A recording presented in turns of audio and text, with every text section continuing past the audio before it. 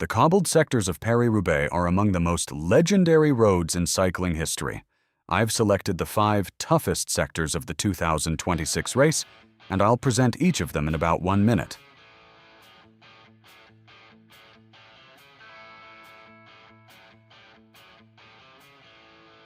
Some 4-star sectors feel just like 5-star ones.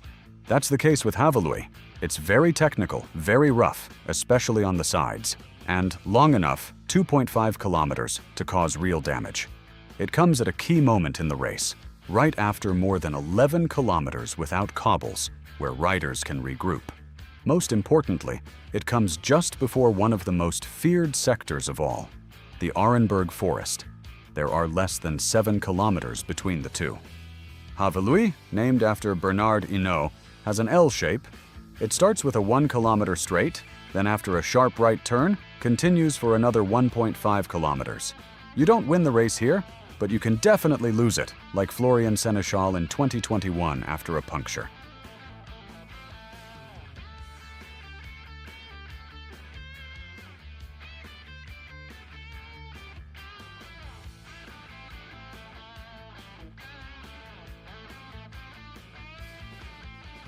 The Arenberg Forest is the most feared sector in the peloton, with very broken cobbles, 2.3 kilometers of distance, and a slight uphill in the second half. It's a challenge on its own. It also runs through a forest, which makes it extremely slippery in the rain. Because of its danger, the organizers changed the approach in 2024 to slow riders down before entering. Since it was added in 1967, thanks to Gene Stablinski, it has built a legend, also marked by major crashes, like Johan Museeuw in 1998. At 95 kilometers from the finish, it doesn't decide the race directly, but it usually creates the first big selection.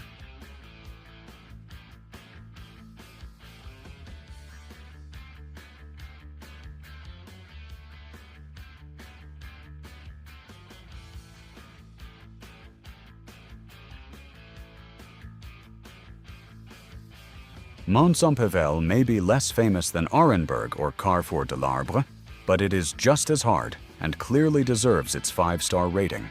It is actually 2 sectors separated by 150 meters of asphalt.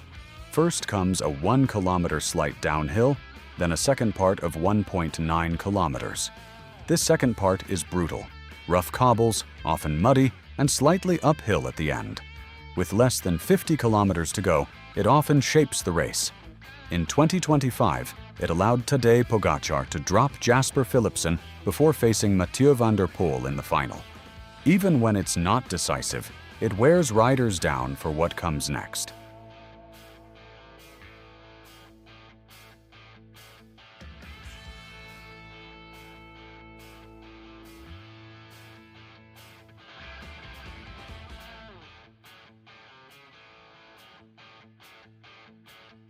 With less than 20 kilometers to go, 3 cobbled sectors come one after another, with only 1.1 kilometers of asphalt and more than 6 kilometers. The first is Camphin-en-Pévèle, 1.8 kilometers long, rated 4 stars, and also named after Eddy Merckx. It also has an L shape, with a right turn in the middle, and very rough cobbles. After this sector, riders only get about 1 kilometer to recover before the Carrefour de l'Arbre. If the race is often decided there, it's partly because of the fatigue caused by Camphin just before. This back-to-back 4-star then 5-star sequence is unique in Paris-Roubaix.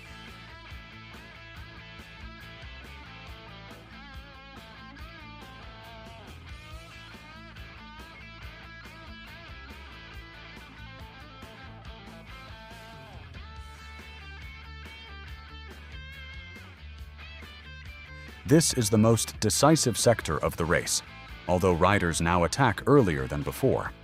Still, it recently decided the winner in 2023, when Mathieu van der Poel attacked after Wout van Aert had a puncture.